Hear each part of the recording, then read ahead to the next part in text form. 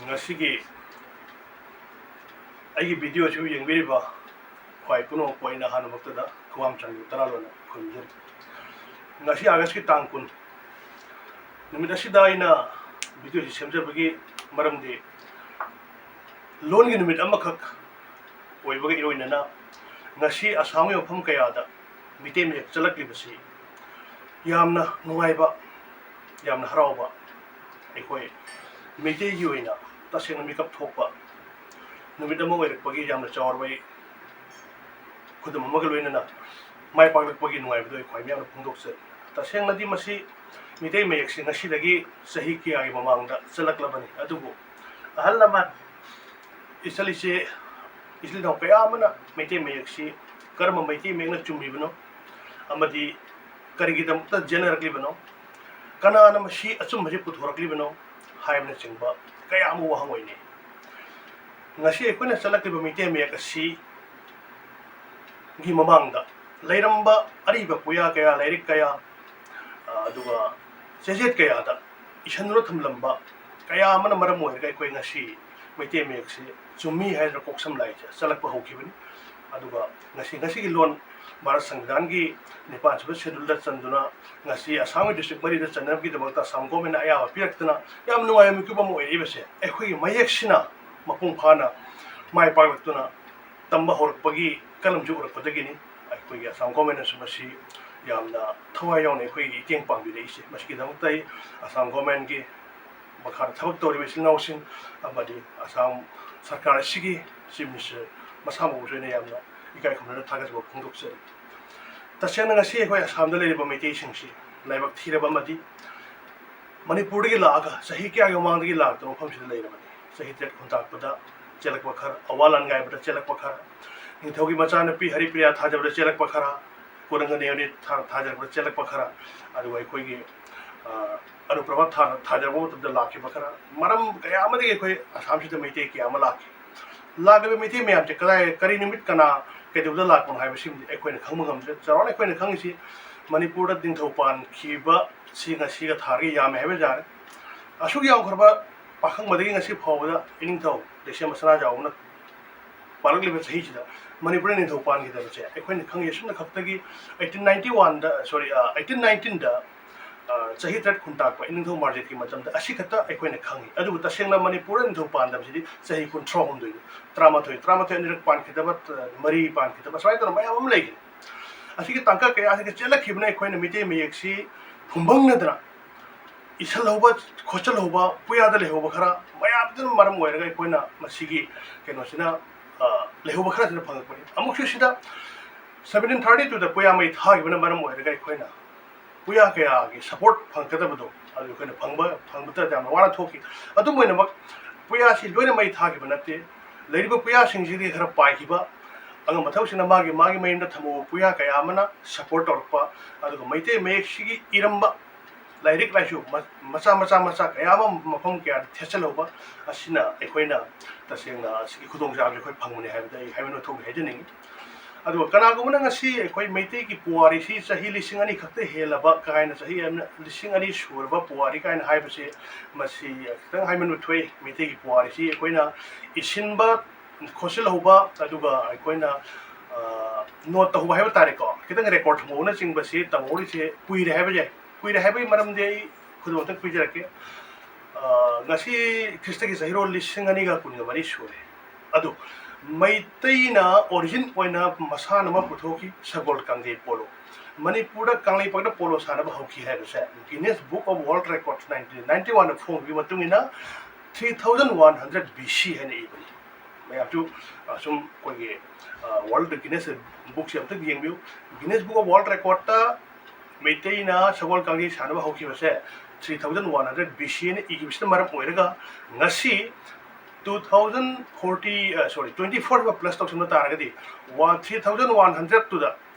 2024 plus तक सुन तारगदी 5124 चप चारे कोइस अदो कोने सही अनि पोरे ते कोइ देरे जे सही लिसिंग मंगा की पोरे लिसिंग नि दि नत असिगे रेकॉर्ड कया मले हो बचे इशलो कया से ngasi कोने हेते वर्ल्ड गिनेस वर्ल्ड बुक से ला ले है या बनते मैतेगी मयेक्सी ओइरमिबा कया अमा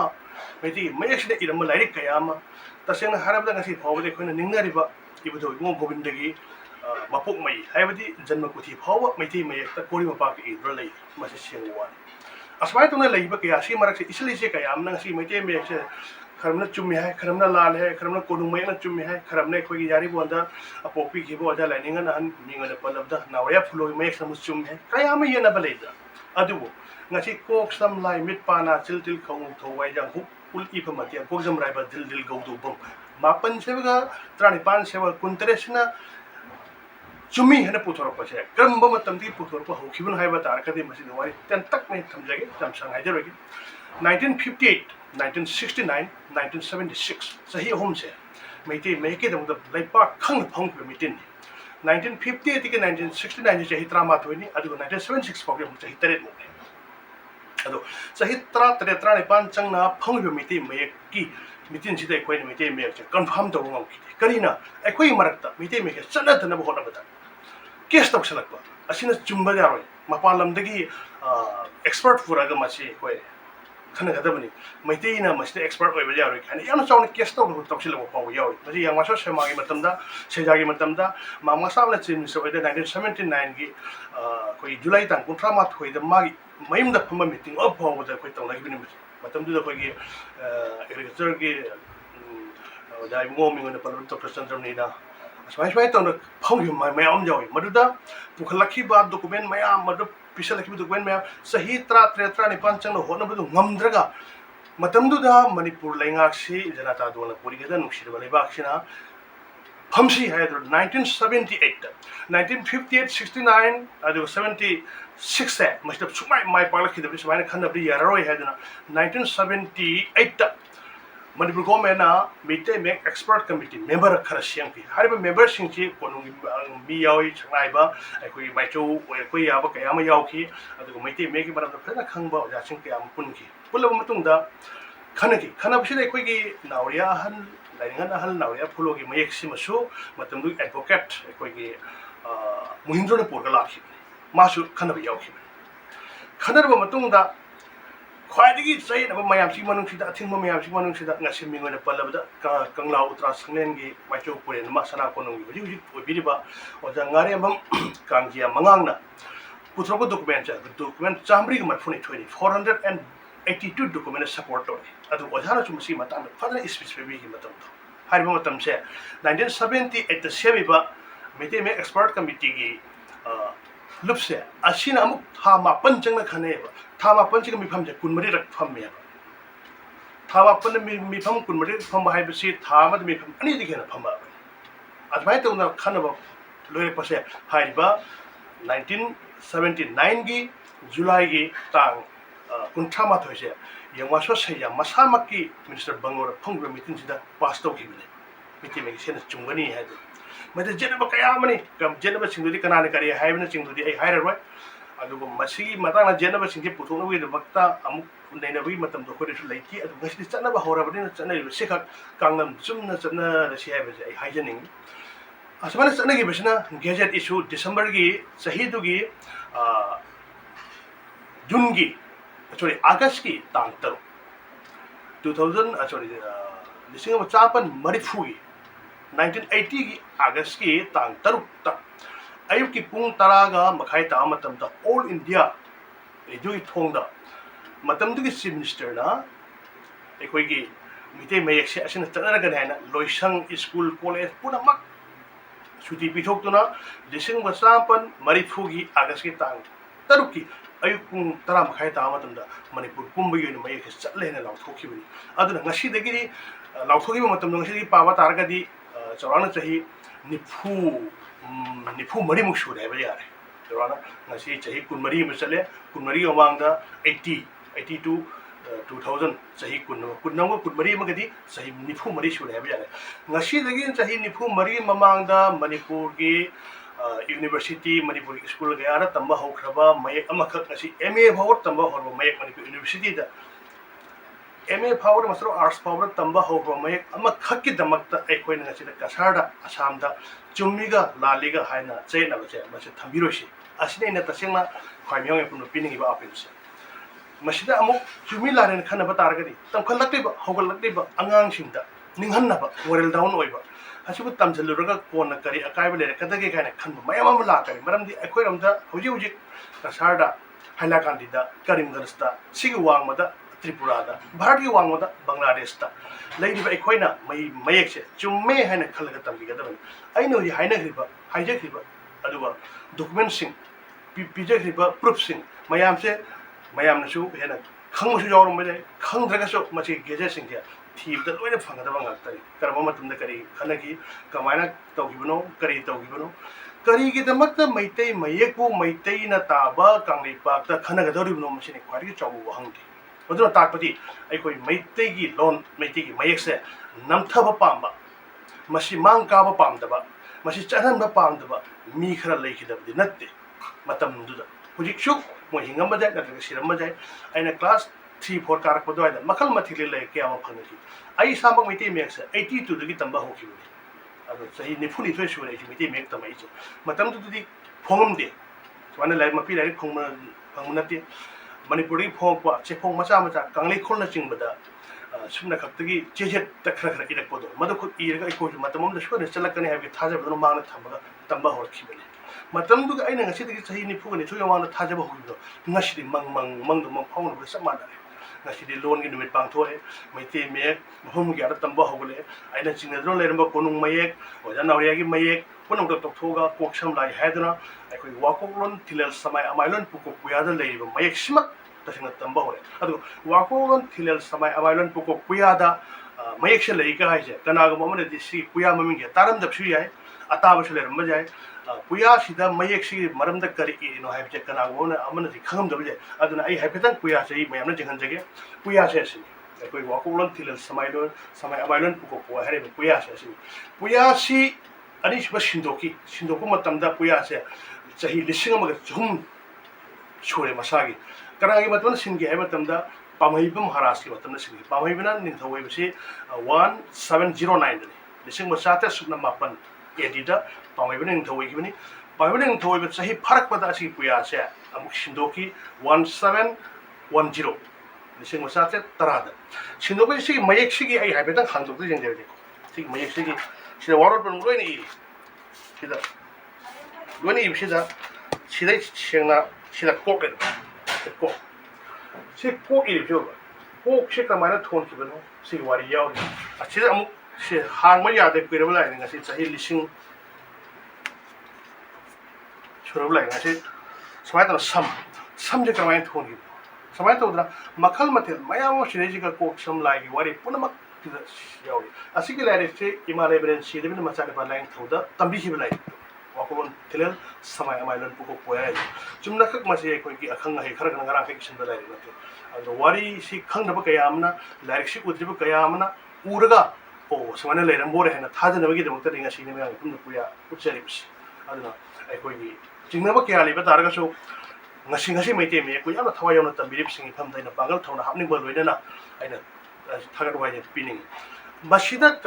मतौ करमना एकोई मयेक एकोई लोन से चाउसनब होनगिबनो हाइबना चिंगबचे मसीदा सोइ खलिदा पंजरम ओजासिंग मिंग पल्ली हाइदन मसी वारो कुंथोके ओजासिंग मसी हिंगम तारगसो एगन वारो कुंथोके मरमदि ओजासिंग इब लाइसिंग दो आइना इसागी चाही तारा मनुंग चनब ताइ आइना 82 दा इसे क्लास 2 गाबनि 83 गी द्वाइदा पारकने क्लास 2-3 कारक पे द्वाइदा ओइने कोइ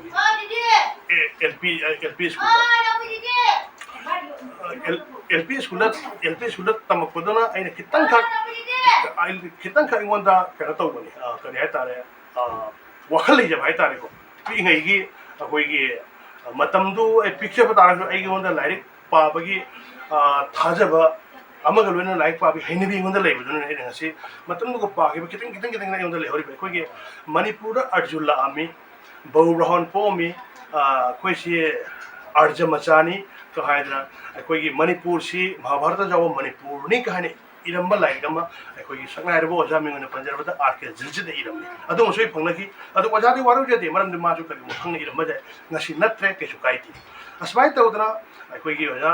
मिंगने पलबदा आइगा नंदलाल शर्मा मागी मैत्रबाग अदु अखोइगी ओजा अतुंबाबो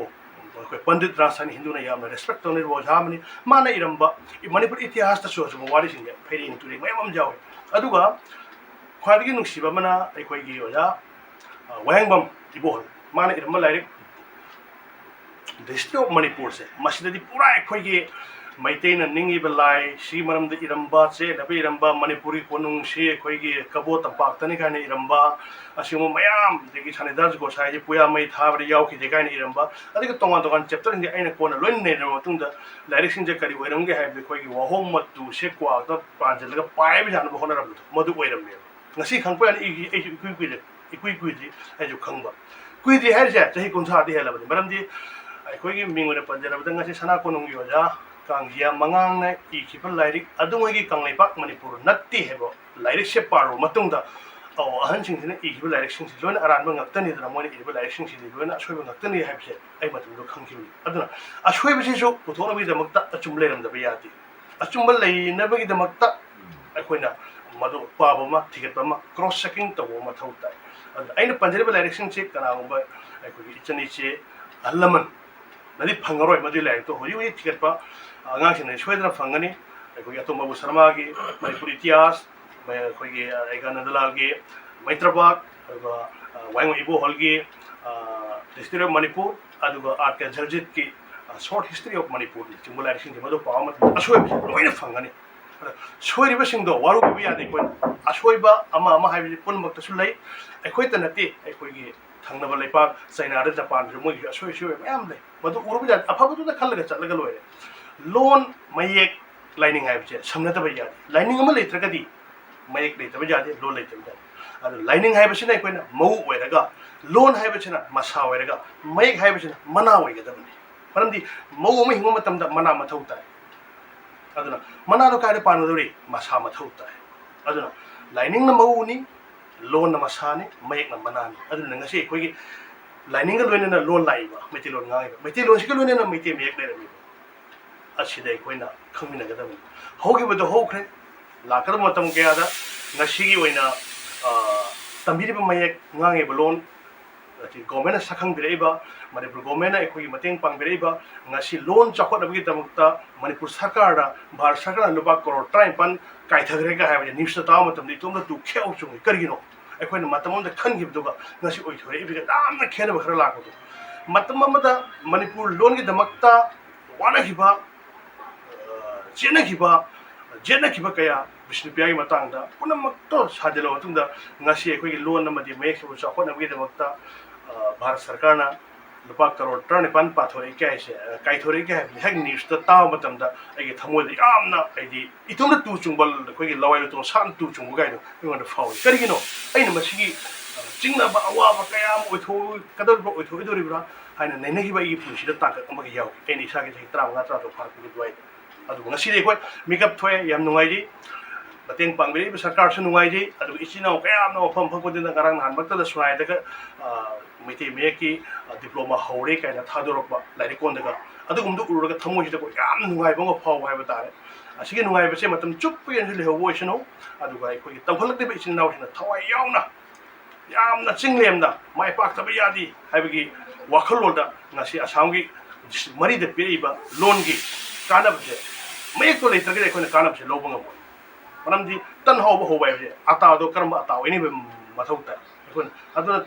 ꯃꯌꯦꯛꯁꯤꯅ ꯃꯔꯨ ꯑꯣꯏꯔꯒ ꯂꯣꯟꯁꯦ ꯌꯥꯝꯅ ꯑꯦꯗꯚꯥꯟꯁ ꯑꯣꯏꯅ ꯆꯠꯅꯕꯒꯤꯗꯃꯛꯇ ꯈꯨꯗꯣꯡꯆꯥꯕꯁꯦ ꯑꯩꯈꯣꯏ ꯄꯨꯝꯅꯃꯛ ꯂꯧꯃꯤꯟꯅꯍꯧꯒꯗꯕꯅꯤ ꯃꯁꯤꯗ ꯆꯍꯤ ꯅꯧꯔꯤ ꯅꯠꯇ꯭ꯔꯒ ꯂꯤ ꯑꯗꯨꯒꯤ ꯀꯩꯝ ꯅꯠꯇꯦ ꯑꯍꯜ ꯑꯣꯏꯔꯕꯁꯤꯡꯁꯨ ꯇꯝꯕꯤꯌꯨ ꯑꯗꯨꯒ ꯑꯉꯥꯡ ꯑꯣꯏꯕ ꯀ꯭ꯂꯥꯁ 1 2 ꯅꯁꯔꯤ ꯐꯥꯔꯛꯄꯁꯤꯡꯁꯨ ꯈꯨꯗꯣꯡꯆꯥꯕ ꯂꯩꯔꯒꯗꯤ ꯇꯝꯃꯨꯔꯤꯕ ꯃꯆꯦꯗꯨꯅ ꯃꯕꯨꯡꯗꯨꯅ ꯃꯃꯥꯗꯨꯅ ꯃꯄꯥꯗꯨꯅ ꯑꯉꯥꯡꯒꯤꯗꯣ ꯇꯝꯕꯤꯔꯒ ꯆꯨꯝꯅ ꯈꯛꯇꯒꯤ 17 ꯃꯥꯄꯟꯁꯤꯃ ꯇꯤꯟꯁꯤꯜꯂꯒ ꯀꯣꯛꯖꯝ ꯔꯥꯏꯕ ꯖꯤꯜꯗꯤꯜ ꯒꯧꯇꯨꯕꯨꯡ ꯃꯥꯄꯟꯁꯤꯃ ꯇꯤꯟꯁꯤꯜꯂꯒ ꯑꯗꯨꯗꯩꯗꯨꯒ ꯂꯨꯝ ꯀꯔꯝꯕꯅ ꯑꯦꯗꯤꯁꯅꯦꯜꯅꯣ ꯀꯔꯝꯕꯅ ꯑꯣꯔꯤꯖꯤꯅꯦꯜꯅ ꯀꯣꯛꯁꯝ ꯂꯥꯏꯅꯤ ꯑꯦꯗꯤꯁꯅꯦꯜꯁꯤꯅ ꯑꯃꯨꯛ ꯒꯧꯖꯝ ꯔꯥꯏꯁꯤꯅꯤ ꯑꯁꯤꯅ ꯈꯖꯤꯛꯇꯪ ꯃꯁꯤ ꯇꯝꯕꯤꯔꯒ ꯆꯩꯇꯞꯅꯆꯤꯡꯕ ꯑꯔꯝꯅꯆꯤꯡꯕ ꯅꯞꯄ ꯈꯣꯠꯄꯒꯤ ꯑꯗꯨꯒ ꯑꯗꯨꯝ ꯑꯌꯥꯡꯒꯤ ꯂꯨꯝ ꯁꯤꯖꯤꯟꯅꯕꯒꯤ ꯑꯗꯨꯒ ꯋꯥꯁꯝꯅꯆꯤꯡꯕ ꯍꯥꯏꯐꯦꯠ ꯇꯝꯕꯤꯕ ꯃꯇꯝꯗ ꯌꯥꯝꯅ ꯂꯥꯏꯅ ꯍꯩꯕ ꯌꯥꯕ ꯃꯩꯇꯩ ꯃꯌꯦꯛꯅꯤ ꯃꯩꯇꯩ ꯃꯌꯦꯛꯁꯦ ꯐꯖꯅ ꯍꯩꯕ ꯃꯇꯝꯗ ꯃꯌꯦꯛꯁꯤꯕꯨ ꯐꯥꯈ꯭ꯔꯗꯤ ꯃꯥ ꯅꯨꯃꯤꯠ 12ꯗ ꯃꯩꯇꯩ ꯃꯌꯦꯛ ꯍꯩꯅꯤ ꯃꯩꯇꯩ ꯃꯌꯦꯛ ꯇꯝꯕꯗ ꯂꯨꯕ ꯄꯣꯠ ꯅꯠꯇꯦ ꯇꯧꯕꯇꯕꯨ ꯂꯨꯝ ꯁꯤꯖꯤꯟꯅꯕꯒꯤ ꯑꯀꯛꯅꯕ ꯅꯤꯌꯣꯝ ꯈꯔ ꯂꯩꯕꯗ ꯃꯗꯨꯗꯤ ꯈꯪꯗꯕ ꯌꯥꯗꯦ ꯑꯗꯨꯃꯥꯏꯅ ꯇꯧꯅ ꯃꯥꯒꯤ ꯆꯦꯅꯦꯜꯗꯨꯒ ꯐꯥꯕꯤꯔꯒ ꯂꯣꯏꯔꯦ ꯇꯝꯕꯗ ꯊꯣꯏꯅ ꯃꯇꯝ ꯆꯪꯕ ꯄꯣꯠ ꯑꯃ ꯅꯠꯇꯦ ꯍꯩꯇ꯭ꯔꯤꯕ ꯀꯅꯥꯒꯨꯝꯕ ꯑꯃꯅꯗꯤ ꯌꯥꯝꯅ ꯆꯥꯎꯅ ꯈꯜꯂꯝꯕ ꯌꯥꯏ ꯑꯗꯨꯕꯨ ꯑꯩꯈꯣꯏꯅ ꯍꯩꯈꯤꯕꯒꯤ ꯂꯥꯏꯌꯦꯅ ꯍꯥꯏꯕꯗꯤ ꯅꯠꯇꯦ ꯍꯌꯦꯡ ꯇꯝꯃꯒ ꯈꯪꯕꯤꯒꯅꯤ ꯌꯥꯝ ꯂꯥꯏꯕ ꯃꯌꯦꯛ ꯑꯃ ꯑꯣꯏꯕꯗꯣ ꯑꯗꯣ ꯍꯧꯖꯤꯛ ꯑꯁꯨꯛ ꯐꯖꯅ ꯈꯨꯗꯣꯡꯆꯥꯕ ꯄꯤꯔꯤꯕ ꯃꯇꯝꯁꯤꯗ ꯑꯩꯈꯣꯏꯅ ꯃꯁꯤ ꯈꯨꯗꯣꯡꯆꯥꯕꯁꯦ ꯂꯧꯍꯧꯗꯕ ꯇꯥꯔꯒꯗꯤ ꯑꯩꯈꯣꯏꯗ ꯃꯥꯡꯖꯕ ꯍꯥꯏꯕꯗꯣ ꯑꯩꯈꯣꯏ ꯑꯣꯏꯅꯤ ꯃꯁꯤꯅ ꯃꯔꯨ ꯑꯣꯏꯔꯒ ꯑꯩꯈꯣꯏꯅ ꯇꯨꯡꯗ ꯍꯧꯔꯛꯀꯗꯕ ꯑꯉꯥꯡ ꯀꯌꯥꯒꯤ ꯃꯤꯔꯣꯟꯗ ꯑꯩꯈꯣꯏꯒꯤ ꯊꯕꯛ ꯊꯧꯔꯝ ꯀꯌꯥꯗ ꯌꯥꯝꯅ ꯅꯨꯡꯉꯥꯏꯕ ꯌꯥꯝꯅ ꯈꯨꯃꯥꯡ ꯆꯥꯎꯁꯤꯟꯕ ꯑꯩꯈꯣꯏꯒꯤ ꯖꯥꯇꯤꯁꯤꯕꯨ ꯃꯥꯂꯦꯝꯗ ꯁꯛ ꯇꯥꯛꯄꯗ ꯈ꯭ꯋꯥꯏꯗꯒꯤ ꯅꯨꯡꯉꯥꯏꯕ ꯄꯣꯠ ꯑꯃ ꯑꯣꯏꯒꯗꯕꯁꯦ ꯑꯩꯈꯣꯏꯅ ꯏꯁꯥꯒꯤ ꯂꯣꯟ ꯑꯃꯗꯤ ꯏꯁꯥꯒꯤ ꯏꯌꯦꯛꯁꯦ ꯃꯤꯌꯥꯝ ꯎꯠꯄꯗꯨꯅꯤ ꯃꯁꯤ ꯑꯩꯈꯣꯏ ꯈꯨꯗꯣꯡꯆꯥꯕ ꯄꯨꯝꯅꯃꯛꯁꯦ ꯂꯧꯃꯤꯟꯅꯔꯒ ꯑꯐꯕ ꯃꯩꯇꯩ ꯀꯥꯡꯂꯨꯞ ꯑꯃ ꯑꯐꯕ ꯃꯩꯇꯩ ꯈꯨꯟꯅꯥꯏ ꯑꯃ ꯁꯦꯝꯕꯗ ꯄꯨꯝꯅꯃꯛꯅ ꯃꯇꯦꯡ ꯄꯥꯡꯉꯛꯀꯅꯤ ꯍꯥꯏꯕꯁꯦ ꯑꯩꯅ ꯉꯁꯤ ꯃꯅꯤꯄꯨꯔ ꯑꯃꯗꯤ ꯃꯅꯤꯄꯨꯔꯒꯤ ꯋꯥꯡꯃꯗ ꯂꯩꯔꯤꯕ ꯑꯁꯥꯝ ꯇ꯭ꯔꯤꯄꯨꯔꯥ ꯑꯗꯨꯒ ꯚꯥꯔꯠꯀꯤ ꯋꯥꯡꯃꯗ ꯂꯩꯔꯤꯕ ꯕꯪꯒ꯭ꯂꯥꯗꯦꯁ ꯑꯩꯈꯣꯏ ꯏꯆꯤꯟ ꯏꯅꯥꯎ ꯈꯨꯗꯤꯡꯃꯛꯀꯤ ꯃꯐꯝꯗ ꯑꯩꯅ ꯇꯧꯃꯤꯟꯅꯁꯤ ꯍꯥꯏꯕ ꯋꯥꯈꯜꯂꯣꯟꯁꯦ ꯑꯩ ꯑꯔꯣꯏꯕ ꯑꯣꯏꯅ ꯊꯝꯖꯩ ꯃꯌꯥꯝ ꯄꯨꯝꯅꯃꯛꯄꯨ ꯑꯃꯨꯛ ꯑꯔꯣꯏꯕ ꯑꯣꯏꯅ ꯈꯨꯔꯨꯝꯖꯩ